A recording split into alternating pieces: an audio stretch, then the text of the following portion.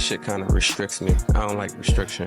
We trying to talk to these fathers who got the different baby mothers and who go through the bullshit. Because I would hate for you to fuck this up, buddy. Let's talk about that shit that's deep inside. If your neighbor's got a baby and the baby crying, you hear the baby crying. It's okay to be broke if you stay there, then that's So my favorite sport is boxing. Everything else is cool, but I just grew up on boxing, so that's what it is. My dad, he had full custody of me and my brother. Because my mom, she's always been on drugs my entire life.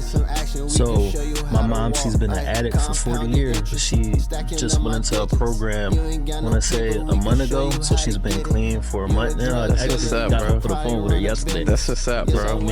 Sorry, mama, I ain't finished. I'm a boss now. Look around, nobody stepping up. I ain't been around. I stayed down till I got my cheddar up. Now it's Rolls Royces, lot of horses, ain't no catching up. We know. Ladies and gentlemen, welcome back to another episode here on a Talking Personal podcast. I'm your host, Shad. And listen, ladies and gentlemen, I try my best to make sure I vet out my guests, and I think we do a great job at it. Tonight, we have a special guest from Philadelphia.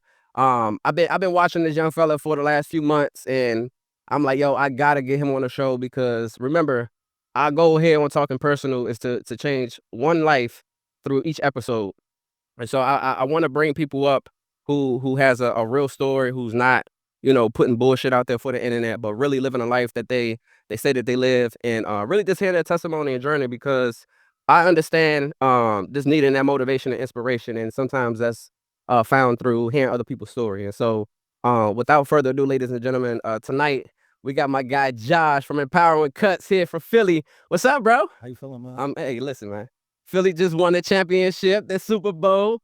Now, listen, I was telling you as we came in on the elevator, I'm like, I got thrown into the bullshit. I hate crowds. I don't like the whole crowd. So when I got that email talking about the streets going to be blocked off, this, that, I'm like, what the hell going on? And then to find out we right here where the parade and shit going to be, I'm like, hell no. But I went outside yesterday. Yeah. I got to experience the crowd. I'm watching everybody just have fun, drunk as a motherfucker. I'm like, damn, you need to come outside, bro. This is lit. You know what I'm saying? I need to get some drinks. But it was a great experience. So I see you rocking the Philly hat. You know what I mean? So of course you're a Philly fan, yeah? Oh shit. No, so my favorite sport is boxing. Okay. Everything else is cool, but I just grew up on boxing, so that's what it is. Yeah, have you done your thing? Bit. All right, me too. You know what I'm saying? I still knock shit out here and there. You know what I'm saying? For on some real shit though, bro, I wish I would have gone, all the way through with the boxing, because I hit hard as a motherfucker, and I'm talking off a quick little pop. You know what I'm saying? I ain't even got to do too much with it. But I grew up in Southwest, and Mark Two Shop, he was like that back in the day. He grew up on the same block, and he'll be out there fucking around with us. Remember those? I forgot what they was called. They were like you can blow them up and beat bop. You remember them little boxing joints? Yeah, we used to be out there. He'd have us one hand behind our back and one joint on. I used to be out there fucking them little white boys niggas. But no, I wish I would have went all the way through with that shit. I got the bag and all that in there. I be bullshitting. I've been hitting it a little bit in the gym. But yeah, bro, let's get into it, man. I was telling you, you know what I'm saying, before we get on the show, it's gonna get deep. And tonight I really want to focus on not so much of your upbringing, but where you at now, but more so your mindset behind it, because I've been talking about this for the last, I don't know, month now, about this shifting your mindset. If you shift your mindset, you can accomplish, any and everything that you desire by shifting your mindset, because a lot of us we want to do well. We want the fabulous life. We want all this shit, but our mindsets are set on the little shit. We don't think big enough to, we don't talk ourselves into it. We talk ourselves down from it, to where we're never able to reach that accomplishment, because we ain't never believe in ourselves, really. We just really just sat back and watched everybody else or talked about what we wanted. So obviously you're doing well now, but you ain't grow up, with the silver spoons and the gold plates and all that good stuff. So I want to kind of just go through your journey from beginning to end. So you from Philly? From Philadelphia, yeah. Still live in Philadelphia as well. Okay. You grew up in a fancy neighborhood, I heard. Nowhere near. Huh? Nowhere near. Okay. I grew up in North Philadelphia, Huntington Park to be exact. That's where I was born at. And then I moved down to like 7th and Diamond. but my family always lived in the Kensington section. So where is this at? Because I'm, in DC we got Northwest, Northeast, South. So I heard last night at the comedy show, North Side, West Side. So where is that in Philly? It's North Philly. North Philly. All right, okay. Yeah, for sure. So I grew up in North Philadelphia for sure. And is that the rough part of Philly? Yeah. Okay. I grew up at, it was definitely rough for sure. All right. So were you living on the blocks? Because as I've been driving around, I'm noticing it's a lot of. It looked like Baltimore a little bit. Like they got the joints boarded up. The next door, it was like that. Yeah, for sure. It was yeah, it was a lot of houses like that in the neighborhood for sure. And all the houses are stuck together. So it's like if your neighbor's got a baby and the baby crying, you hear the baby crying. And Yeah. your neighbors, they flush the toilet. Yeah. It's right now. I know what you're talking about. that? Yeah. I know what you're talking about. So at the crib was what the family consisted of? Was it moms, you, pops? Nah. So growing up, it was me, my brother, my dad. My dad, he had full custody of me and my brother. Because my mom, she's always been on drugs my entire life. So my mom, she's been an addict for 40 years. But she just went into a program, I want to say a month ago. So she's been clean for a month now. I What's up, got bro? off the phone with her yesterday. That's what's up, bro. Amazing. And she's planning on staying in that program for a year. So she's doing a long term and she don't want to come back to Philadelphia at all. Which is amazing. Seriously, this is the best that I ever heard her sound in my entire life. I'm 34 years old. My mom, she's been an addict for the last 40 years. When I was born, obviously I was a crack baby. So was my brother. So was my sister. And the first time my mom ever got high was with my dad. First time. My dad, he was a functional addict. My mom, she couldn't function without it. Once my dad saw her completely messed up, he kind of sort of left her for dead. And as a kid, I remember my mom trying to come over to the crib to come see us, but my dad was the type of dude, if you ain't coming over to give me any, then you can't see them. Yeah. So she would have to come over to the crib to give them some, and then she was able to see us for a couple of moments, stuff like that. But after a while, it just got tired, so she just stopped coming around completely, And I remember all of this because even something as simple as me and my brother never having a bed. We always slept on the floor. It was carpet, but me and my brother always slept on the floor. The closest thing that I ever had to a bed was as a juvenile, when I used to get locked up, start from the age of 12 all the way to 24, but from the age of 12 to 18, I would get locked up and I would get sent to these juvenile detention centers. And the closest thing that I had to a bed was the cots that they had us sleeping on. Then when I turned 18, I started selling drugs. I was able to save up enough money, purchased a room that I was renting, and I was able to buy my first bed at 18, which is the most amazing feeling in the world. Yeah. It was. But it was extremely rough, man. It was extremely rough. Damn, bro. You took off. I was trying to goddamn take a little walk at a time, but you gave it to us. We're gonna unpack all that. And please don't let me leave anything out. Make sure I cross everything that you just spoke. For sure. Because again, there's somebody who's watching and who's hearing this, that they need to understand that you can go through the mistakes in life and still end up, because some people when they go to jail, when they when they run into the law, they feel like, all right, my life is over, that's it. You know what I mean? They feel as though because they sold drugs, they have to sell drugs for the rest of their life. Yeah. So I want to unpack all that. And again, when I tell you what, we got so much in common, I promise you, when I say so much, I mean so much. What stood out to me the other day, I mean not the other day, but I think it was 2 weeks ago, you had posted a conversation with your mom. I think that was the first time you had spoken to her in a month or whatever. So I haven't really spoken to my mom since September. And before then it was a little longer than that, because I'm also 34 years old. My mom has also been on drugs all my life. Plus, she had me at 18. I think she started doing her in the streets probably 12, 13. So probably the same about with your mom. It's been a long time. And my mom, she's tried the programs. She was just locked up in Philly a couple of years ago up here at the Feds joint. She don't like restriction. She don't like she when you tell her to go to a program, it's like, I don't want to be locked down. I don't like she'd be like, I don't like lockdown. I've been locked down all my life. She need therapy. So when I seen that video, my cousin Ebony, and she wanted me to tell you hello, and she's so proud of you. And I have a question from her later on for you from her. But she sent me that video in hopes of you know, me getting my mother to a program. So that's why I reached out and I'm like, yo, where this at? Because my mom is going through the same thing. But let's go back to to your dad. So you end up with your dad because mom's essentially crashed out and the drugs took over a little more than it did your dad. And so I guess he felt are you still in contact with him now? We talk from time to time. We don't have the best relationship because I'm older and You understand what happened? understand, you Mhm. know, and he's so old school that he's set in his ways that it's kind of hard to have these type of conversations with him. Yeah. For me, I haven't spoken to my dad in shit like 10 years. Probably longer than that. He's reached out. I've responded, but um looking back at how I was treated, um, and how he moved with me and you know how you treated my sister versus me, and how I am as a father, I just don't understand how we, you know what I'm saying, where our relationship, you know, where it ended up. And I used to make excuses for him. But now being who I am as a man, it's like, nah, you know, so you gotta come at me, you know, as a man and understand it ain't no sugarcoat, it ain't no bullshit. I'm talking it's gonna be some real uncomfortable situations and conversations before we can ever be, you know, back to anything. My kids are 13 and 15, they don't know who he is. Well, They can walk right past him. So it's crazy how we got so much, you know what I'm saying? But you end up being with Pops. How was that growing up with Pops? Was he one was he loving? Did like uh, it, was, break that down? it was rough because my dad, he was extremely abusive, not only verbally, but physically, emotionally as well, you know?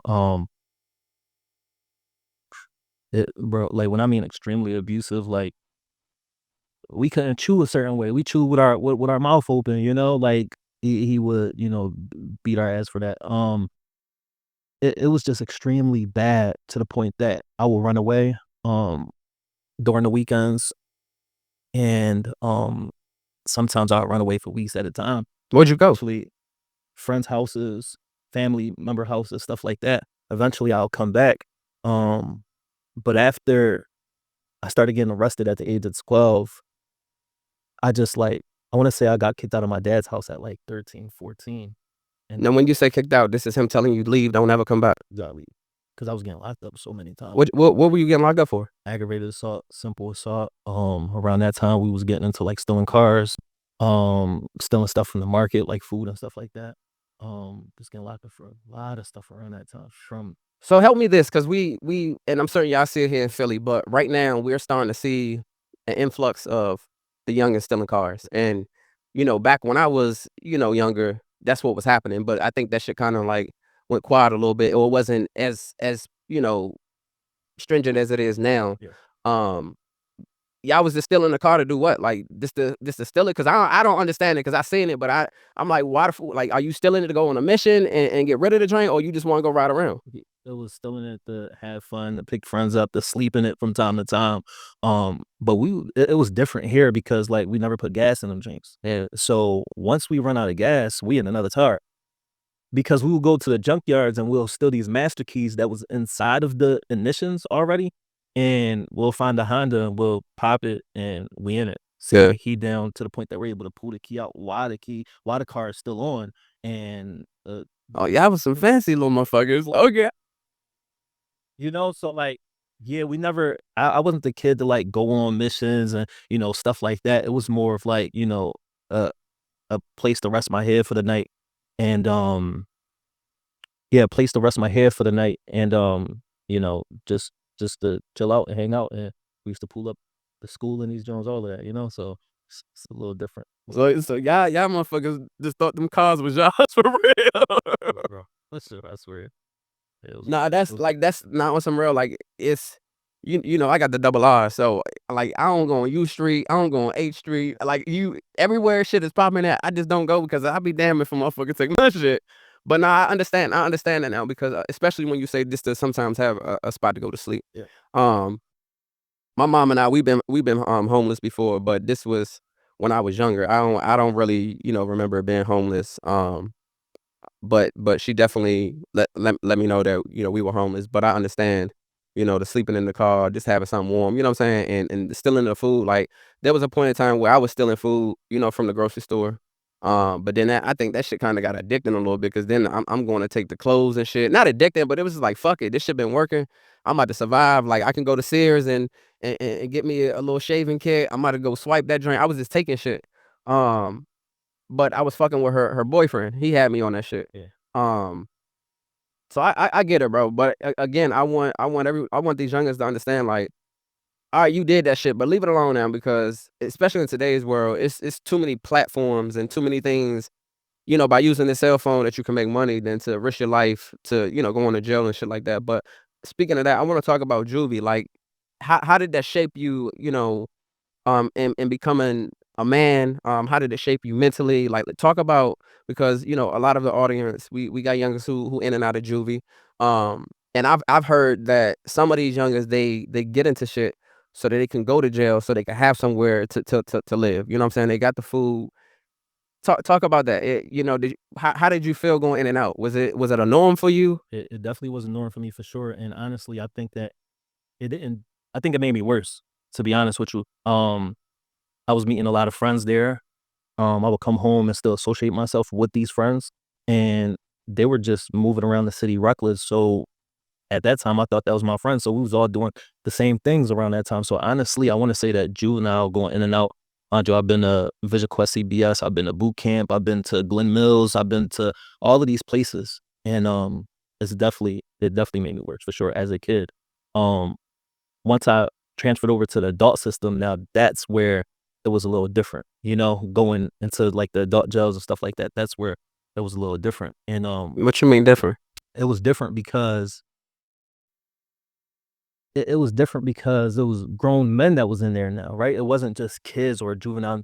Got you got old men there. You got people that's there for all different types of stuff. You got people that bro. It was just insane. But that still didn't even stop me because again, as a kid, I always felt like I had fun for myself. Yeah. So when I turned 18, but I'm gonna backtrack real quick. Around the time when we were still in cars, not only were we doing that, um, it's crazy because we used to make a lot of money by like stuffing the payphones around that time. I don't know if you ever did. Nah, I was about to say, Nick, I want to scamming, nigga. But Oh. talk to me.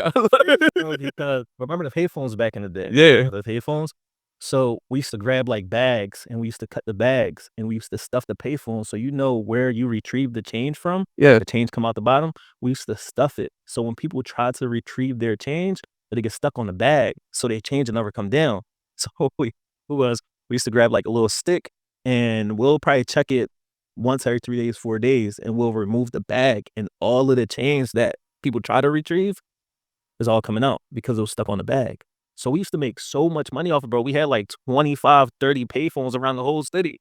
And we used to make so much money off of that. It was insane, bro. I swear it was insane how much Yo, off of that. hey, listen, young niggas, you can't do this shit nowadays. Ain't no more payphones, so don't go try this shit. Damn, bro. Yeah, bro. So we made a lot of money off of that. How'd you like break that down because again, I wanna like dissect it because Yeah, for sure. it's young niggas out here now who are hungry. Yeah. And they're creative when it comes to getting money. For sure. So how did y'all like somebody taught y'all this? Y'all like who the hell thought of this? To be honest, I was a kid, so I really don't remember exactly, but it was doing that, bro. I wish I could tell you exactly how we started doing that. So let me ask you this, because I was just talking about this the other day. What were y'all doing with the bread? Were y'all being like these goofy niggas nowadays trying to go get dressed? Yeah, All right, so you bullshitting with the bread. Time we was still doing the pizza scam too. Damn, nigga, put me on. Is it still work? The pizza scam was us. That's crazy that I'm even talking about this, but the pizza scam was, me and my friends will go into like an abandoned house, but the abandoned houses that don't look abandoned, and we'll order pizza to the address. The pizza man will come. They'll give us the boxes. We'll shut the door and just leave out the back. All the time. Every time, bro. I swear to God, we used to do that shit like every day. I swear to the bread start getting hot, and then we'll just move to another crib. We used to do that all the time. But again, like I was surrounded around a lot of people that always felt like they had to fend for themselves. Yeah. Because I could relate to these individuals due to trauma, right? And like their family is on drugs, my family is on drugs, and we just out here just doing whatever just so we could survive, Yeah. So it was bro. Damn. So at what point did you say, all right, enough? I was laughing over here because you was like, All right, this shit ain't like juvie over here, buddy. It's big boy stuff over here. At what point did you finally like what happened that you were like? I want to know where your parents were at. What was the support from them when you were in jail? And then at what point did you say, all right, it's enough going in and out of jail. Like I don't have enough of this shit. Well, I didn't have the support of my parents at all. I really didn't. Um, I did not have the support of my parents at all. So no commissary, no nothing. Yeah, because I was always the type of dude that dealt with so many females. So every time I would get locked up, I had so many to like there, you feel me, and count on. And I always been the type of person that I was always a giver and always like someone that loved people. So I never burnt my bridges with I never burnt my bridges with nobody. So every time I would get myself in these situations, I always had a lot of people that was still by my side. Yeah. That's still by my side to this day for sure. Yeah. Ain't it crazy that you can get, so much support from complete strangers than your own folks? Without a doubt, I agree with you 100%. Yeah. And my family was not there. My mom, my dad was not there at all. And everything changed for me, to be honest, at the age of 24 when I came home. I got locked up at 22, came home at the age of 24. And originally I got locked up for 100 grams of coke. That's what it was. And around that time I was, trapping on different blocks and doing my own thing, stuff like that. And when I got locked up that time, I told myself, let me do something right for the first time, because I've been doing wrong my entire life. Let me do something right for the first time. So I enrolled into barber school, and barber school is literally what changed my life forever. So when your longest period in jail was 2 years, Yes. that was for the coke. Did they put you on probation? Put me on probation. So I ended up coming home. I was fighting the case. Came home, was fighting the case, and they gave me 8 years probation for that, which I just maxed that probation off completely April of last year. That's what's up, bro. So you completely. This is my first time off of probation since the age of 12. Yeah. I was on probation since the age of 12, 18, and rolled over to the adult system since last year. That was like 21 years of probation. And being off it now, I'm doing everything right. So it really don't feel like anything, but I always feel like I could thank me being on probation for so many things, because I never experienced addiction. I smoked weed one time in my life, never smoked after that. I drunk one time in my life, threw up everywhere, never drunk after that. Yeah. But that's because of probation, though, because I knew that if I would have violated, I would have went back to jail. So I never did that because of that, and that's what kept me grounded, was probation for sure. So I just want to pause there, and I want to encourage you that are saying this, hearing what he just said. Like I'm certain when you first got on probation, it was like, fuck, like now these motherfuckers got, they got this over me for 8 years, but really, as you went through it, it was like, you know what? Let me look at this shit a different way, because if I wasn't on probation, I probably would have crashed out. Sure. So, I want y'all to take that. I want y'all to really, if you're on probation, you face an addiction. I really want you to take that whole gym. That's a whole golden nugget right there too.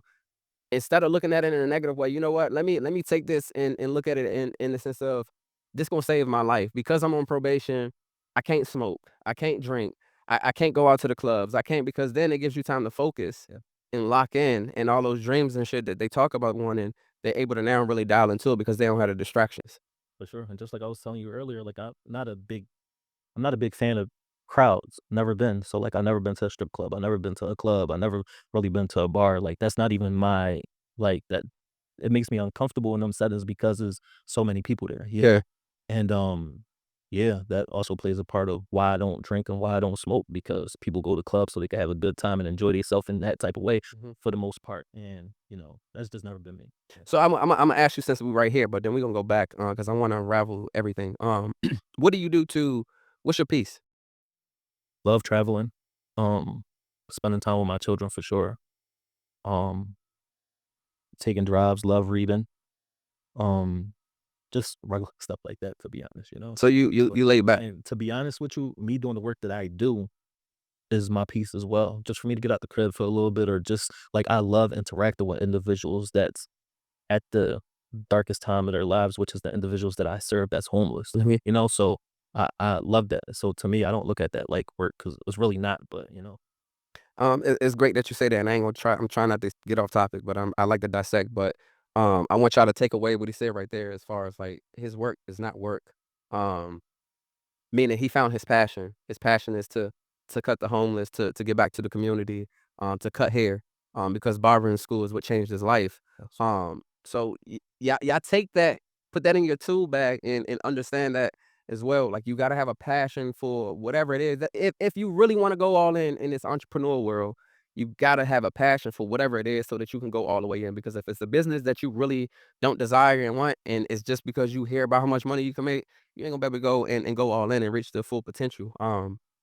So yeah, let's go back. And I got some books I'm gonna share with you. And you definitely about to come in. We going to the goddamn strip club. Is this all right?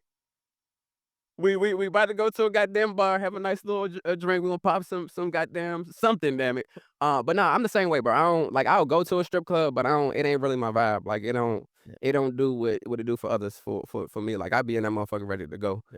Producer, director, that's this shit. He love him a good gentleman. All right, but let's get back to it, bro. So you grew up with pops. You went through the abusiveness.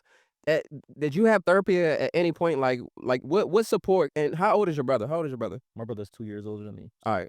So was that big bro, or was that? That was big bro. Okay. Yeah. So you was moving the way that he was moving. You was Everything, following. everything that he was doing, Okay. I was doing. Is he He still? wanted to be a barber when I was a kid. That, like, my dad cut my hair. So my dad, he used to take us to the $5 Chinese spots. Yeah. After that, my dad started cutting our hair because he couldn't afford the $5 no more, because he was prioritizing that with other stuff. Yeah. And he would jack me up every single time because my dad wasn't a barber by trade. Right. So my brother took it upon himself to cut my hair. My brother, for the first time, was way better than what my dad was. So my brother was like, you know what, I want to do is a barber and stuff. That's what I wanted to do, because that's what he wanted to do. My brother would come home with fly clothes and fly, sneakers and stuff like that. And, from him being out here selling drugs, that's what I wanted to do, So Yeah. me and my brother would get into a lot of fights because he'll go to school before I did, and I would wear his sneakers to school, and his sneakers was 2 or 3 sizes bigger than mine, and, so, like, stuff like that, so Yeah. yeah, that was big bro. Your brother still here now? He's still here, but it's The opposite. now, right? Like, Yeah. it's like, dang, you little bro still, but I really look up to you. You really big bro. Yeah. You feel me? So Yeah. that's my dog. I talk to him every day though. That's for sure. That's what's up. But he went through similar situations, addiction and all of that stuff, and it got him to where he at now. Whereas though he got a job now, he's completely out of the way. He's content with life in general, and he's doing really good for himself. That's what's So up. I'm super proud of him, and I make sure that I remind him every single day that I'm proud of him. That's what's up, bro. Yeah. That's what's up.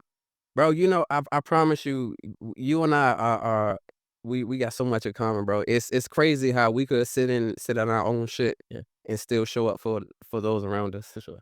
Um, I don't understand it. I don't. But it's a gift. To be able to have so much shit on your chest and on your shoulder, and still show up, and nobody ever know. I'm certain, just by talking to you these last couple of minutes, that it's a lot of shit that people will never even know about you, from the way you felt in situations, or you know what I'm saying, about to do some dumb shit, like people will never know.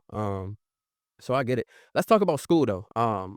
Cause I know when you out here trying to get it, school, it really ain't no priority unless we go in that motherfucker, get us a little sandwich, and get back outside. We come in during the lunch hour, and then I'm gonna holler at you for the rest of the day. Let's talk about school. Did you go to school? I did go to school. I went to so when I was in middle school, I ended up getting kicked out of middle school. I got sent to disciplinary school. For what? What you do? Little grabbing the fire extinguishers, spraying the fire extinguishers inside of different This classes. is crazy shit. Love that fighting. It was just a bunch of stuff that led up to them. But let me ask you this, because when from research, when there's abuse at home, For sure. those individuals sometimes become bullies. Yeah. Did you feel as though you were a bully? No, not at all. Okay, so you wasn't just going smacking shit.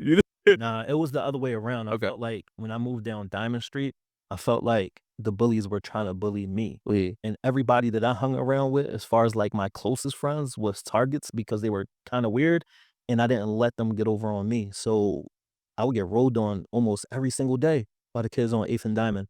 And it got to the point You that, said rolled on? yeah, like it was like, Joan? yeah, like jump, yeah, alright. rolled on, yeah. Yeah, I got that different terminology. Affiliates.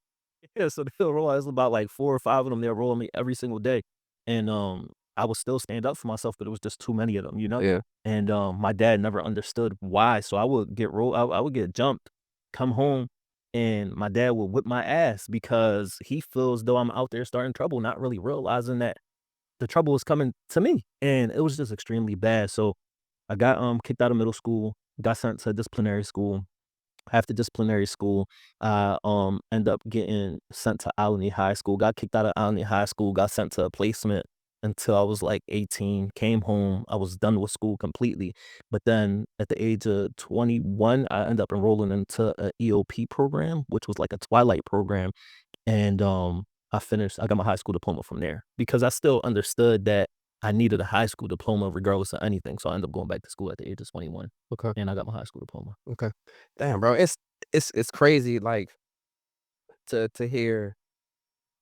I can only imagine how it was to go in a house. Like, I'm certain there was so many nights that you was like, man, fuck, I don't even want to go in there because Yeah. this nigga about to trip out when I get in this bitch. Like, Yeah.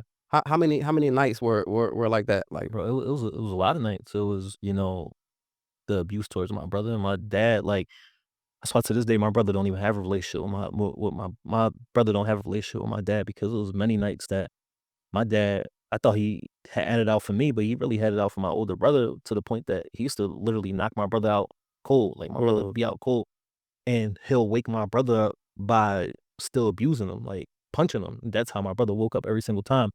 And it was his abuse towards his wife at that time. Well, he's still with her, but, like, I remember him on numerous occasions, me just jumping in between that, and we talking about she got a bloody nose, black eyes. Next day, she got wear glasses and make it seem like nothing ever happened, but I remember as a kid jumping in between that, trying to stop that as many times as I possibly could because I knew that she couldn't defend herself, and it was just plain fucking wrong, you know?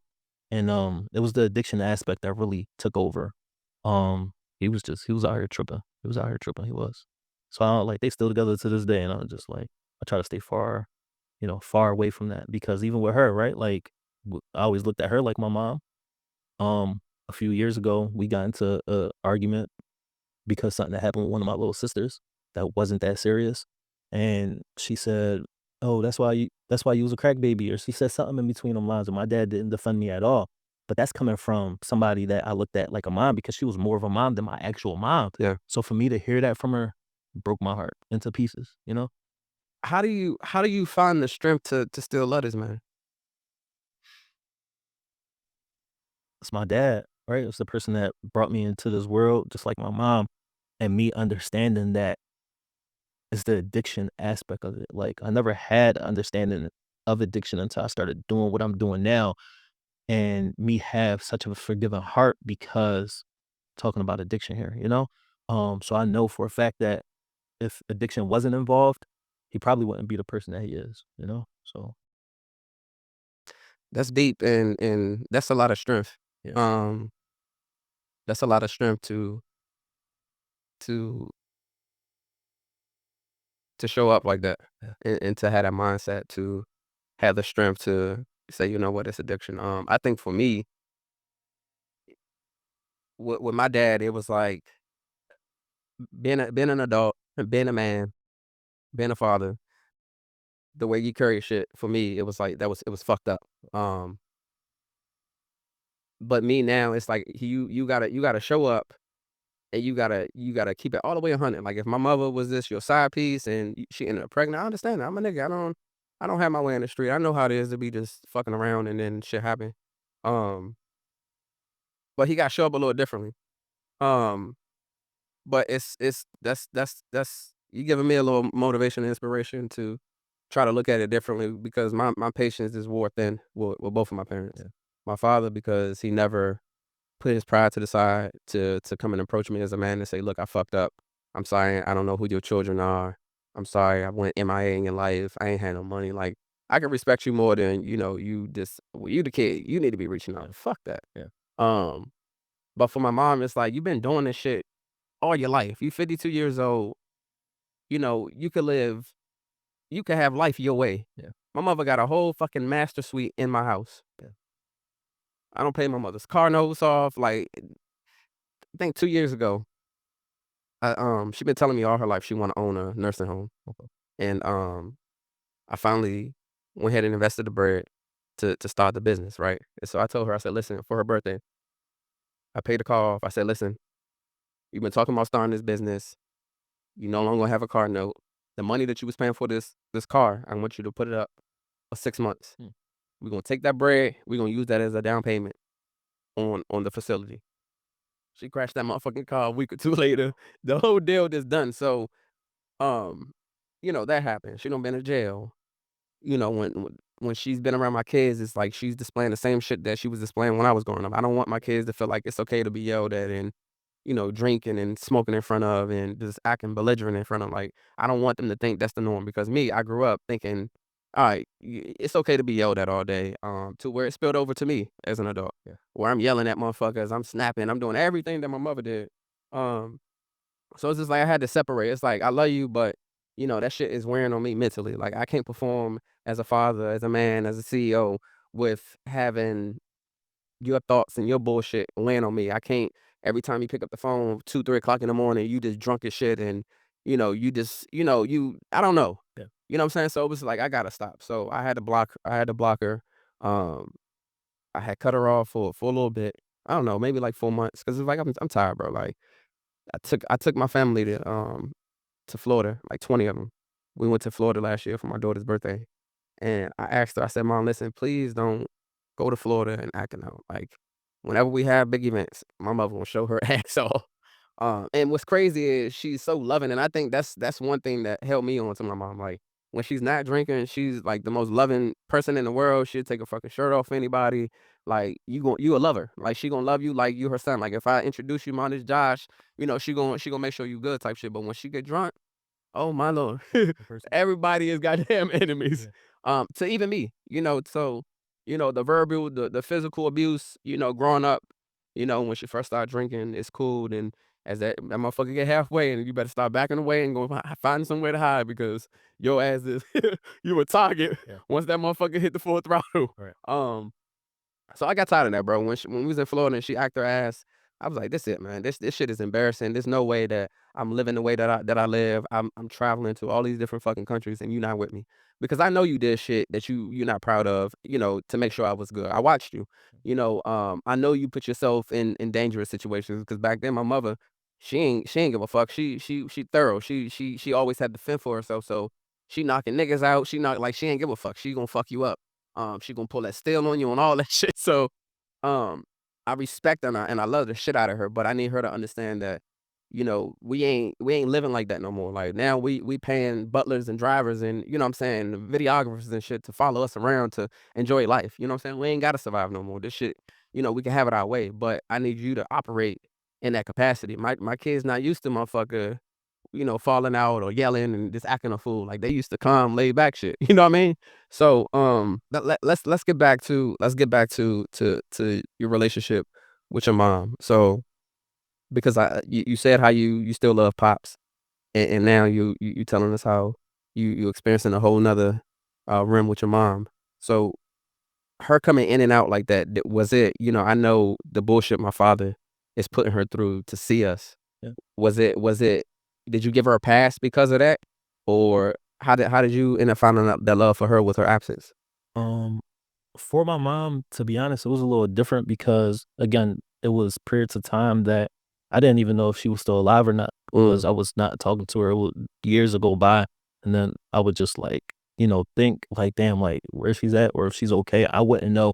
The family wouldn't know. Nobody would know because she'll cut ties with everybody. Some of that is her going in and out of jail. Um, But still being in Philly? but still being in Philly for sure, So that close proximity and yeah, still still not know. nobody will see her, none of that.